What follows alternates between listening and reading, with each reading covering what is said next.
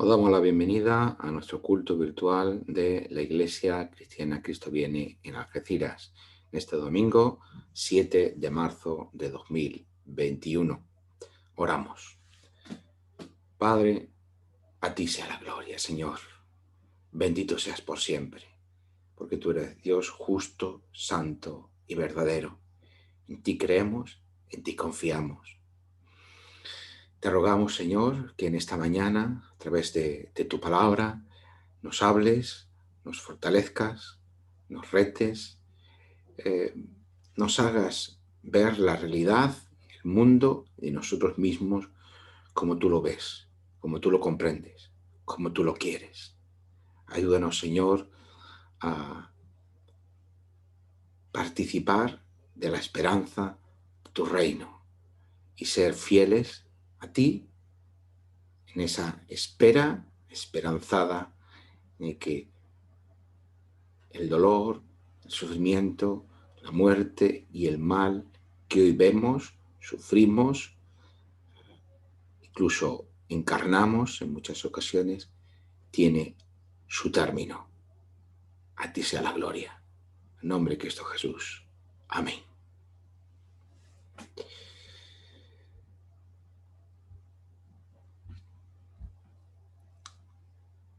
Pasamos a la lectura de esta mañana en el Evangelio de Lucas, capítulo 15. Vamos a leer el capítulo completo, que dice así.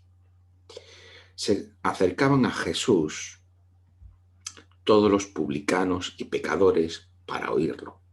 Y los fariseos y los escribas murmuraban diciendo, Este recibe a los pecadores y come con ellos. Entonces él les refirió esta parábola diciendo, ¿qué hombre de vosotros, si tiene 100 ovejas y se le pierde una de ellas, no deja las 99 en el desierto y va tras la que se perdió hasta encontrarla? Cuando la encuentra, la pone sobre sus hombros gozosos y al llegar a casa reúne a sus amigos y vecinos y les dice, gozaos conmigo porque he encontrado mi oveja que se había perdido. Os digo que así habrá más gozo en el cielo por un pecador que se arrepiente que por 99 justos que no necesitan de arrepentimiento.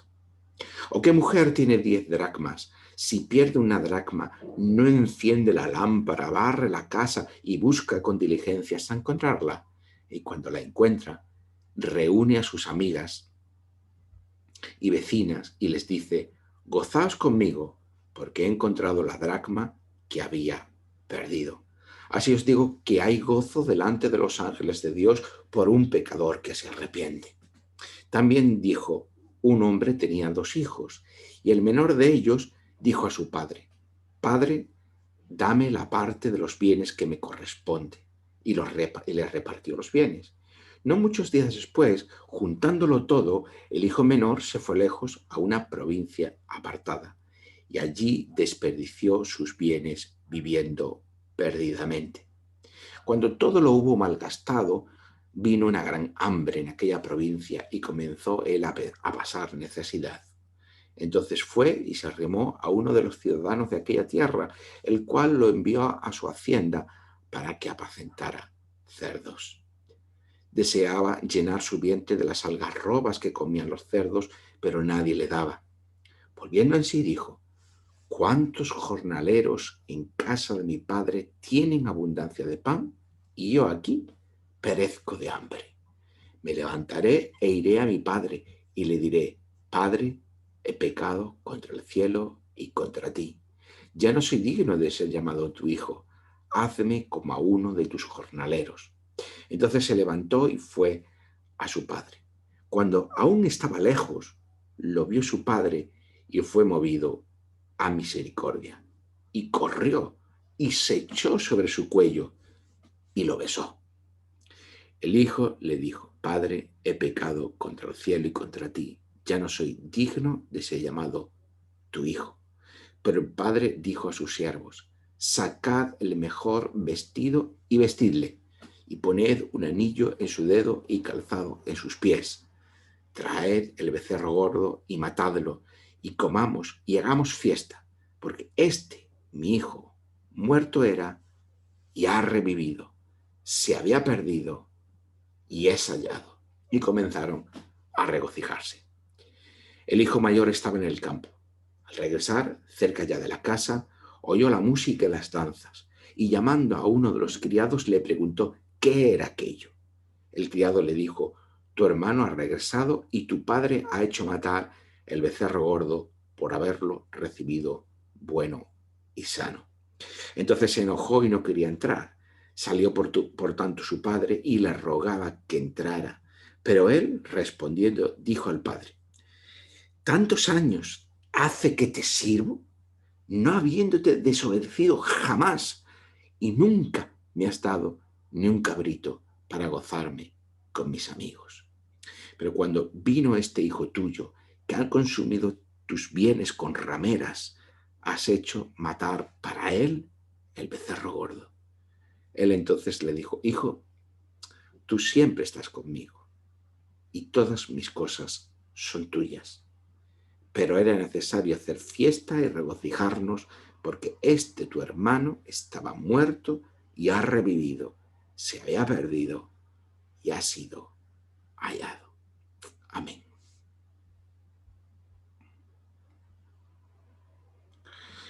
La semana pasada leíamos acerca de la higuera estéril, que nos ilustra también acerca de la fragilidad de la existencia humana. Decíamos que somos creados a imagen y semejanza de Dios y que por ello estamos llamados a ser creativos, a crecer y a dar fruto. Sin embargo, esta parábola encierra también una advertencia: la posibilidad de malograr nuestra vida como un riesgo que corremos al vivirla. Esto lo hablamos la semana pasada. En ese sentido, la misericordia de Dios caracteriza nuestra entrada y nuestra pertenencia al reino de Dios. Y hoy, con estas tres parábolas que hemos leído, seguimos en esta misma línea, ya que este capítulo 15 es el centro del Evangelio de Lucas y del itinerario del viaje de Jesús a Jerusalén. En ese centro, como núcleo de él, encontramos estas tres parábolas que están unidas temáticamente entre sí.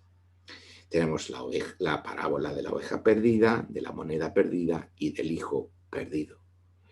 Una vez más, la salvación del reino de Dios tiene que ver con la misericordia y con la alegría de Dios al encontrar a los perdidos, como ese centro neurálgico de lo que es el Evangelio del reino de Dios.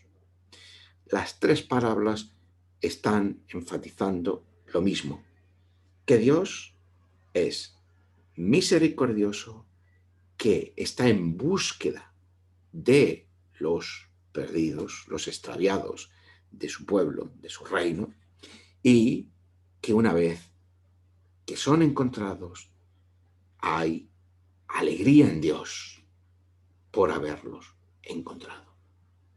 El contexto de las tres parábolas lo tenemos al comienzo de este capítulo 15, en los versículos 1 y 2, que dice: se acercaban a Jesús todos los publicanos y pecadores para oírlo, para oír a Jesús, mientras que los fariseos y los escribas estaban murmurando diciendo: este recibe a pecadores y come con ellos. El acto de comer es un acto de fraternidad, de comunión, de relación íntima.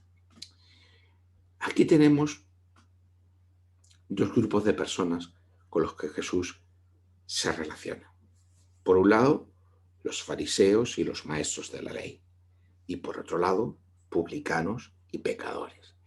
Pero es importante hacer notar que la palabra aquí, pecadores, en este contexto, no designa genéricamente a cualquier persona delante de Dios, como decimos todos somos pecadores, ¿no? No está haciendo referencia a esa caracterización de los seres humanos delante de Dios, sino que se refiere a un grupo de personas muy concreto. Esta diada de publicanos y pecadores, bueno, tiene esta connotación de la repetición como para hacer énfasis como algo característico del pensamiento hebreo, ¿no? Igual que tenemos por el otro lado a fariseos y escribas. Bien, pues estos pecadores en realidad podríamos decir que son gente de mala reputación, pero son gente de mala reputación a ojos de fariseos y escribas, según los estándares de fariseos y escribas, como hemos visto en la segunda parte del versículo. Son personas que, según la interpretación de los fariseos y que los fariseos y escribas hacían de la ley, estaban en los márgenes del pueblo de Dios, cuando no excluidos de ese pueblo de Dios, y por tanto, por consiguiente, también de la salvación de Dios.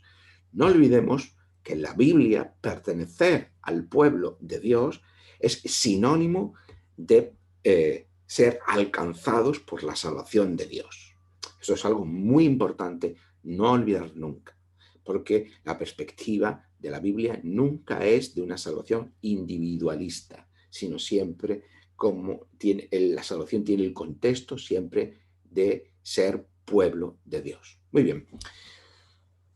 Son personas, estos pecadores, que por su trabajo, por su condición social, incluso su estado físico, no pueden tener un cumplimiento exhaustivo de la ley, como si intentaban hacer fariseos escribas, y por tanto estaban cualificados como menos aptos dentro del pueblo de Dios, o como directamente fuera de ese pueblo de Dios por los fariseos y los escribas. Estas tres parábolas ilustran quiénes son los perdidos y los pecadores en el reino de Dios y cómo Dios los trata en su búsqueda misericordiosa e infatigable. La misión de Jesús tiene que ver con encontrar a los hijos perdidos para llevarlos al Padre. Tal como leemos un poquito más adelante, casi al final de este viaje de Jesús a Jerusalén, tenemos ya en el capítulo 19, el versículo 10, ya casi terminando este viaje, se nos resume la misión de Jesús de esta manera, porque el Hijo del Hombre vino a buscar y a salvar lo que se había perdido, que es la misión de Dios con su creación y la misión de la que participa la Iglesia como seguidores de Jesús y como partícipes de la misión de Dios. Esta búsqueda y ese encuentro de los perdidos que representan el centro del Evangelio lucano, el Evangelio de Lucas, y que también representan el centro de la misión de la Iglesia. Una vez más, en el Evangelio se nos habla de quiénes son los que pertenecen al reino de Dios. ¿Quiénes son los que pertenecen al reino de Dios? ¿Los pecadores o los fariseos o los escribas? ¿O todos o ningunos? Vamos a verlo. Porque la pérdida, y lo enfatizamos la semana pasada y también en esta, es una posibilidad real. La pérdida siempre de la vida, de una parte de nuestra vida, de nuestras potencialidades, pero también de nuestra vida como un conjunto, como una realidad unitaria, es siempre una posibilidad real para el ser humano. Y por tanto debemos estar atentos, debemos ser conscientes de esta realidad. Por tanto, la pregunta sobre quiénes son los participantes del reino y cómo participamos del reino es muy importante. En la primera parábola tenemos un ganadero, alguien que está cuidando las ovejas, o alguien que es propietario de 100 ovejas y que pierde una de ellas. En lugar de prescindir de dicha oveja, porque aún conserva 99, bueno, una no me preocupa si tengo tantas. Pues a pesar de eso, no piensa de esta manera, sino que las deja incluso en un lugar desierto y va en busca de la que se ha perdido. Tenemos tres personajes en esta parábola: el dueño de las ovejas, la oveja perdida y las 99 restantes. Y lo que Jesús está haciendo cuando cuenta esta parábola, como el resto de las parábolas, es ilustrar alguna realidad, alguna enseñanza acerca del reino de Dios. En este caso, el reino de Dios es semejante a la situación que describe esta parábola. Dios es como el dueño de las ovejas, que va en busca de aquella solitaria que se ha perdido. Dios es el ganadero, Dios es el protagonista, Dios es el que toma la iniciativa y que sale al encuentro, que va a buscar a esa oveja que se ha perdido. No es la oveja la que busca a Dios, o al dueño, sino es Dios el que sale al encuentro de las ovejas perdidas de Israel. Y por ello deja momentáneamente al resto de su rebaño que le espera a su vuelta. Por eso los pecadores, despreciados por los fariseos y por los maestros de la ley, constituyen esa oveja perdida, que a diferencia de los fariseos y los maestros de la ley que no los buscan, Dios sí busca y Dios también encuentra a esos perdidos, a esa oveja perdida. No obstante, y esto es algo que a menudo olvidamos, siguiendo la lógica de la parábola, los fariseos y los escribas forman parte de esas 99 que conforman el resto del rebaño de Dios. Lo vemos esto al final. Tenemos la segunda parte de esta misma parábola, en la que el ganadero, tras encontrar la oveja perdida, lo que hace es montar una fiesta tremenda con sus amigos por haber encontrado a la oveja que se había perdido. Leemos el versículos 5 y 6. De igual manera, Dios se alegra cada vez que encuentra a una de sus ovejas perdidas. La búsqueda de Dios está sostenida por su misericordia y el énfasis recae sobre esa alegría que hay en Dios tras la conversión del pecador. La parábola concluye: os digo que así habrá más gozo en el cielo por un pecador que se arrepiente que por 99 justos que no necesitan de arrepentimiento.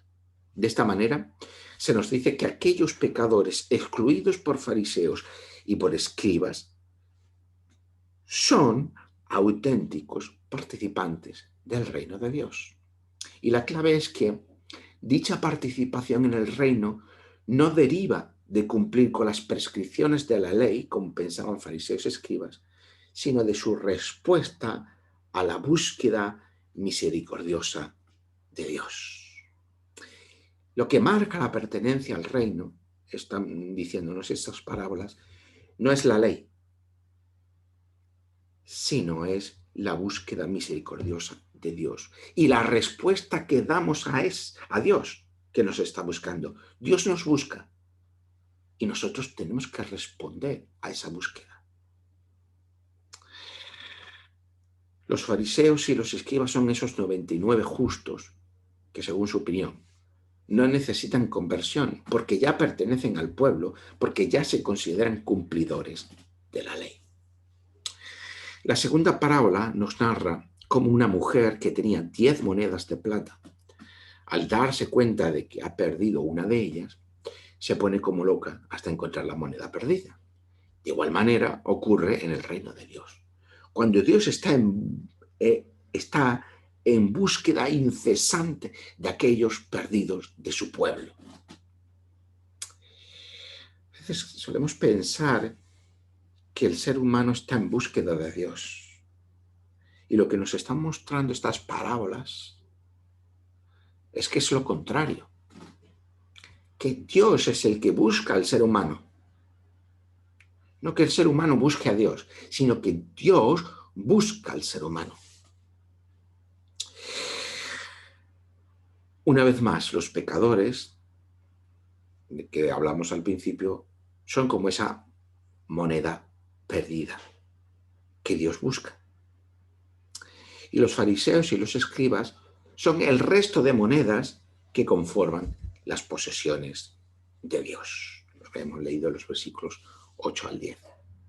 Como en la primera parábola, aquí Dios, como la mujer y como el ganadero, celebra con suma alegría haber encontrado a los perdidos, llama a sus amigas y celebra haber encontrado esa moneda. Se enfatiza la misericordia de Dios, pero también la alegría de Dios. Muchas veces nos estamos olvidando también de este aspecto. Nos estamos olvidando de la alegría de Dios tras encontrar a los perdidos, tras encontrar al ser humano, a ese ser humano que en muchas ocasiones no le está buscando. El Evangelio es un mensaje de misericordia y es un mensaje también de alegría y de celebración. Y cuánto nos olvidamos de esto. No me extraña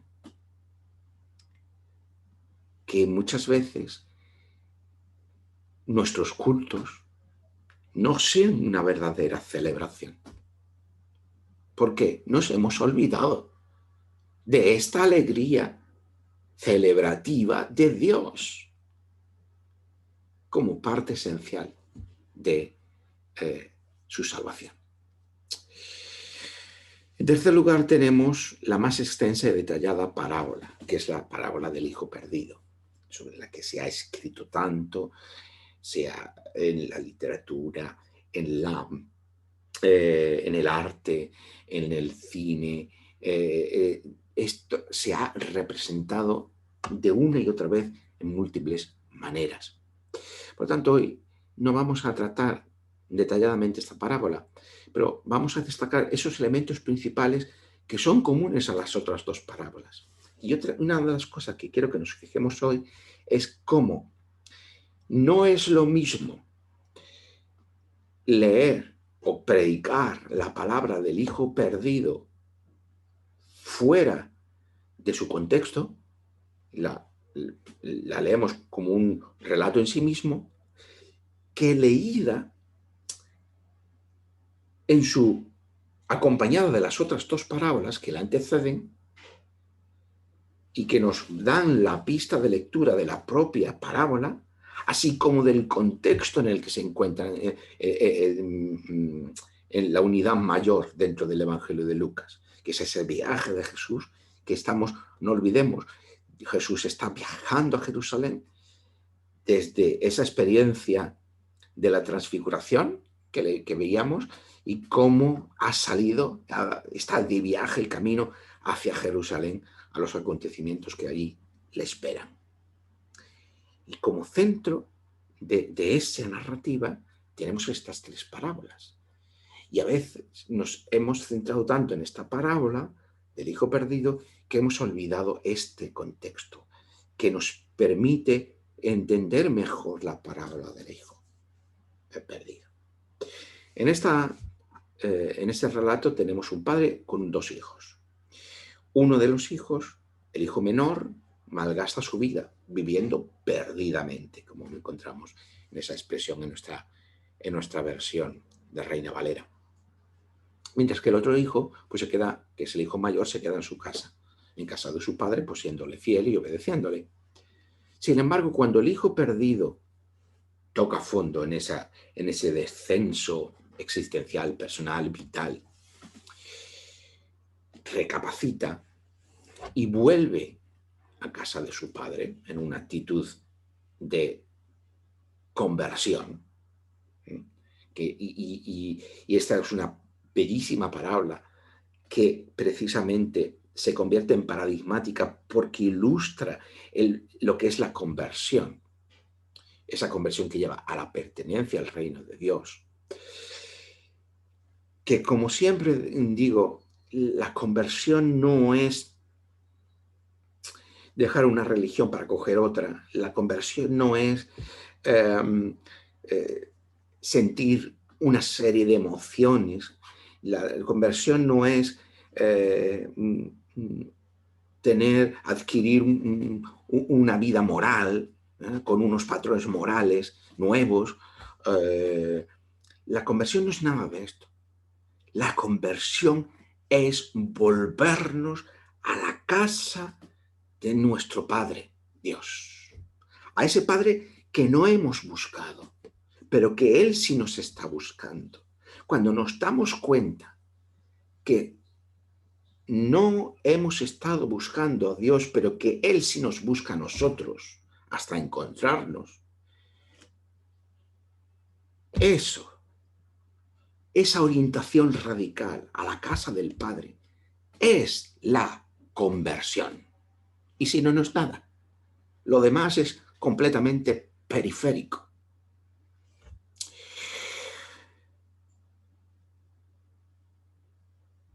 Como en como en las otras dos parábolas, en esta, la respuesta de Dios, la propuesta de Dios, la búsqueda de Dios está sustentada por su misericordia. Y cuando hablamos de misericordia, para quizás aquellos que no estáis familiarizados con esta palabra, ¿qué significa? Significa la actitud con la que Dios trata siempre al ser humano, que es la actitud de amor, de aceptación, gratuita y sin condiciones. Esto es la misericordia de Dios. No importa lo que el ser humano haga, no importa que el ser humano no lo busque a Dios, no importa que el ser humano no confíe en Dios. La misericordia de Dios sigue siendo la actitud de amor, de búsqueda y de aceptación gratuita e incondicional del ser humano. Y esto es lo que caracteriza la salvación de Dios y la pertenencia a su reino. Leemos el versículo 20 de este capítulo 15. Volvemos a leerlo. Entonces se levantó y fue su padre. Cuando aún estaba lejos, lo vio su padre y fue movido a misericordia. Y corrió y se echó sobre su cuello y lo besó. En esta imagen tan bella, tan maravillosa, tenemos el encuentro de Dios con la humanidad. Dios sale al encuentro. Dios sale corriendo hacia ese ser humano que hasta ese momento ha estado viviendo perdidamente. ¿Y qué pasa a continuación? Tenemos la fiesta y la alegría por haber encontrado al hijo perdido, versículos 22 y 24. Pero el padre dijo a sus siervos: sacad el mejor vestido y vestidle, y poned un anillo en su dedo y calzado en sus pies. Traed el becerro gordo y matadlo, y comamos y hagamos fiesta, porque mi hijo muerto era y ha revivido.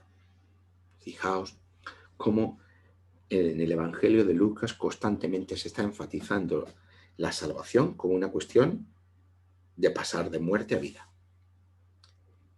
La pérdida del ser humano, según nos está retratando este Evangelio, es la muerte definitiva del ser humano.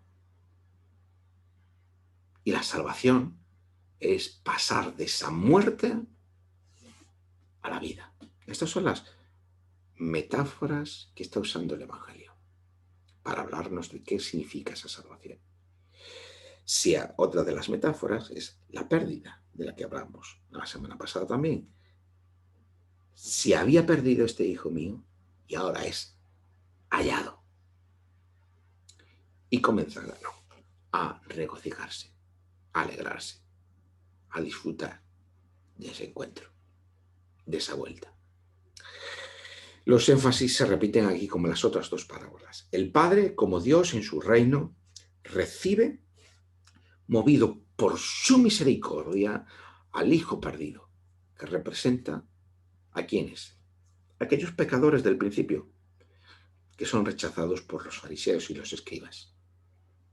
El Padre, como Dios en su reino, celebra con gran alegría la vuelta del Hijo perdido. Como en las otras dos parábolas, tras encontrar lo que se había perdido, lo que tenemos es una profunda celebración de alegría. Y esto es como es el culto, o debería ser el culto cristiano. Una celebración de alegría junto a todos los santos, porque lo perdido ha sido encontrado. Pero ¿quién es el Hijo que permanece junto al Padre?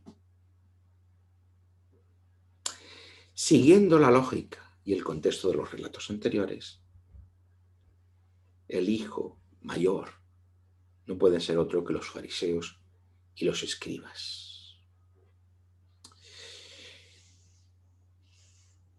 Que es cierto, permanece junto a su Padre. Es cierto que no son rechazados. Fijaos, muy interesante esto. El Padre no rechaza al Hijo mayor. El Padre no está diciendo al Hijo mayor que no pertenezca a su casa. Sino que lo que le está intentando hacer ver es que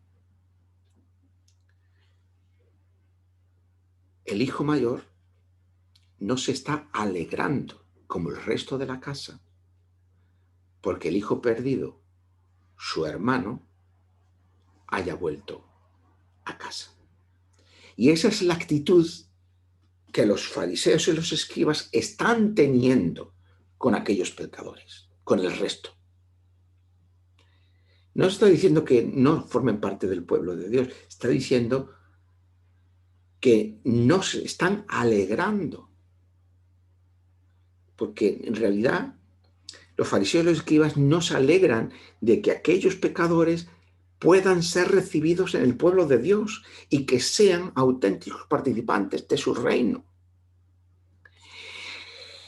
Vemos el versículo 28. Entonces el hijo que había permanecido con su padre no quería entrar en la casa. Y era el hijo mayor. Salió por tanto su padre y lo rogaba que entrara. Pero él respondiendo dijo al padre: tantos años hace que te sirvo, no habiéndote desobedecido jamás, y nunca me has dado ni un cabrito para gozarme con mis amigos.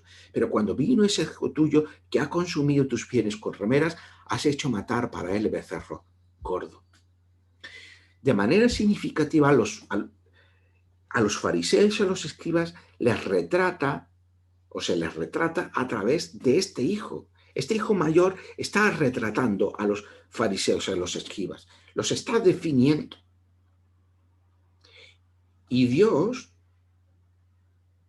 el Padre, no los está rechazando, les está advirtiendo, le está reconviniendo, le está diciendo: oye, entrad en la casa y disfrutad, celebrad que los hijos perdidos han sido encontrados. El hijo mayor, igual que los fariseos y los escribas, se consideran a sí mismos fieles y obedientes a su padre. Y en cierto modo lo son. A veces pensamos, que los fariseos y los escribas son personas especialmente malas. Los fariseos y los escribas están queriendo obedecer a Dios y para ello lo están intentando hacer con acorde a lo que se les ha enseñado, ser fieles a la ley. Pero lo renovador, lo significativo de Jesús, lo que les está enseñando Jesús es que hay otra manera de ser fiel y obediente al Padre, y no solo con un cumplimiento determinado de la ley. Porque ser misericordioso con el hermano también es cumplir con la ley. Y ser inmisericordia con el hermano, como ellos están haciendo o siendo, también es una manera de transgredir la ley. El reproche del hijo mayor es el reproche de los fariseos, de los escribas. En cierto modo es el reproche de todos aquellos que hacen de su fidelidad a Dios un cumplimiento de normas, un cumplimiento de las normas que sean morales, sean éticas, sean eclesiales, sean de pertenencia, sean las que sean. Claro, queremos en última instancia que se nos reconozca esta fidelidad a esas normas. Tanto unos como otros han servido al Padre y no lo han desobedecido. Están en la casa del Padre. Los fariseos, los escribas, están en la casa del Padre. Se dedican a cumplir la ley como muestra de fidelidad y de consagración a Dios. No tenemos que entenderlo solo en términos negativos. Entendámoslo por una vez en nuestra vida en términos positivos, que ellos están intentando cumplir, mostrarse como dice la Escritura, como dice la ley, fieles a Dios, participantes del pacto, como obedeciendo sus mandamientos. Eso está en la ley. Por lo tanto, no están siendo rechazados. Lo que le está diciendo es que ese cumplimiento de la ley les está cerrando la puerta a entender cuál es la verdadera propósito de Dios, cuál es el verdadero propósito de Dios, que es Dios el que sale al encuentro de los perdidos, a la búsqueda y el encuentro de los perdidos, y que si Dios los está recibiendo, ellos no tienen legítimamente que oponerse a esa recepción de Dios. Hermanos y amigos que nos escucháis, esta es la actitud de los cristianos en tantas ocasiones. No queremos alegrarnos de que Dios encuentra a los perdidos más perdidos que según nuestros criterios nunca podrán llegar a formar parte del pueblo de Dios. Esta es a veces una dolorosa realidad. Porque no vemos a los otros como hijos, como hermanos, sino como ese hijo tuyo, que es la expresión que dice el hermano mayor. Ese hijo tuyo, no dice mi hermano, dice ese hijo tuyo. Claro, a veces nosotros tratamos a los demás de esta manera. Ese hijo tuyo, le decimos a Dios, ¿no? Esos hijos tuyos, ¿no? No queremos una fraternidad con otros, con determinados otros. La respuesta del Padre al hijo mayor, como la de Jesús a los fariseos y escribas, al contar esta parábola, es clara. Hijo, tú siempre estás conmigo y todas mis cosas son tuyas. Pero era necesario hacer fiesta y regocijarnos, porque tu hermano estaba muerto y ha revivido, se había perdido y ha sido hallado. Esta es la advertencia a los fariseos y a los escribas que Jesús está haciendo. La de celebrar conmigo que estos perdidos son recibidos en la casa del Padre. Por eso los fariseos y escribas no son rechazados como tal por Dios. A pesar de lo que en muchas ocasiones, como hemos dicho, solemos pensar. Siguen siendo considerados parte del pueblo de Dios. En todo caso, solo aquellos que rechacen a Jesús se autoexcluirán de ese pueblo, porque es autoexcluirse de esa aceptación de misericordia y de amor de Dios. Pero esto será otro tema de otro día, de otra historia. Solo en el relato de hoy solo se les advierte sobre la necesidad de abrazar y de recibir a aquellos pecadores, no tan cumplidores de la ley como ellos, y que erróneamente han considerado no aptos para el pueblo de Dios y de su reino. Y digo, como siempre, como cristianos, no nos enfaticemos o no nos pongamos en el lugar del Padre, porque es Dios, ni por supuesto en el lugar a veces del hijo menor, que es el que nos identificamos. Quizás cuando nos convertimos, sí, antes de convertirnos podemos considerarnos ese hijo menor. Pero una vez que ya hemos dado el paso de la conversión, en realidad somos nosotros, los cristianos, somos no el hijo menor, sino el hijo mayor. Y nos comportamos en numerosas ocasiones como el hijo mayor. El que Lucas ha incluido en su narrativa estas 3 parábolas, ya lo hemos dicho, ¿no? Tiene una clara intencionalidad.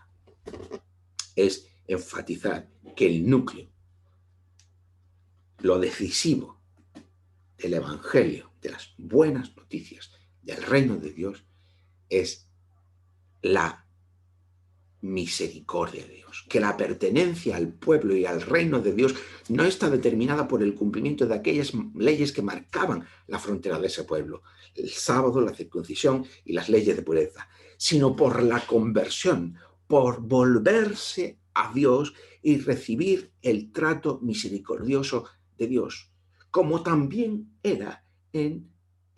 había sido hasta ese momento, como se enfatiza en los profetas. Volveos a Dios y viviréis. Ese es el mensaje profético. La misericordia gratuita e incondicional de Dios es el centro del Evangelio del Reino, y la conversión como la orientación radical de nuestra vida a Dios debe ser la respuesta. Mucha gente piensa que la religión cristiana es un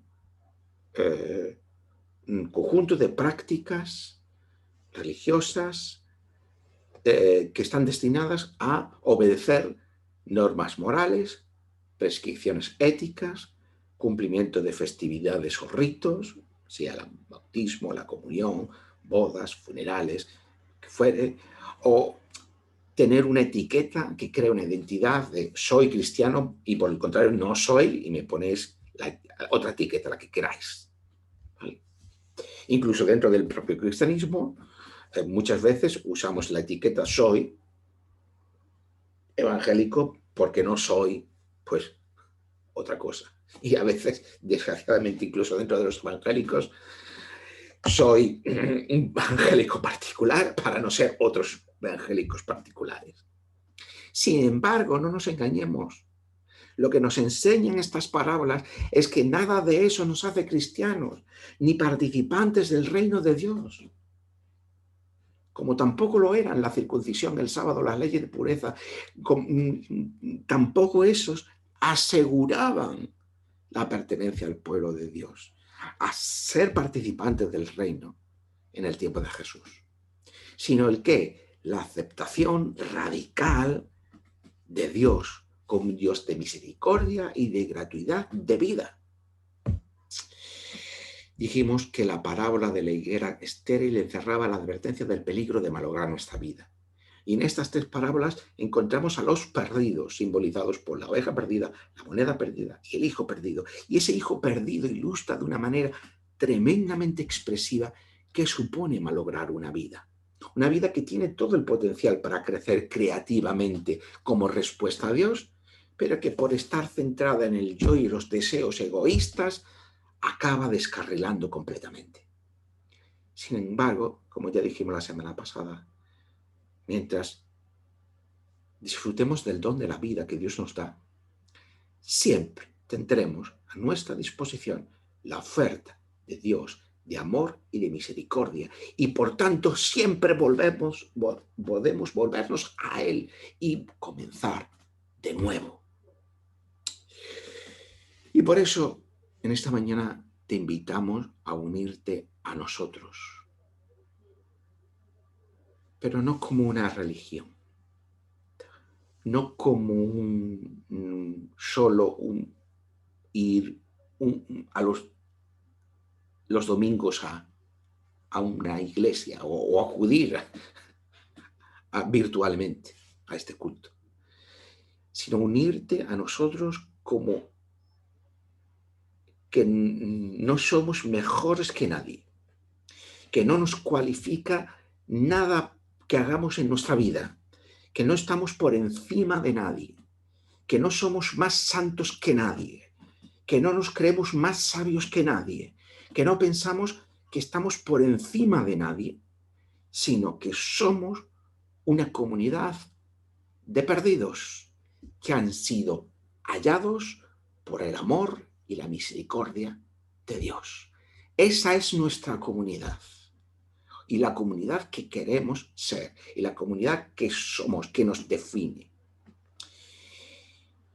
Y te invitamos a unirte a nosotros para celebrar esto, que estábamos perdidos, pero que finalmente hemos sido hallados, y que vamos camino de la casa del Padre a la espera de su reino. Amén.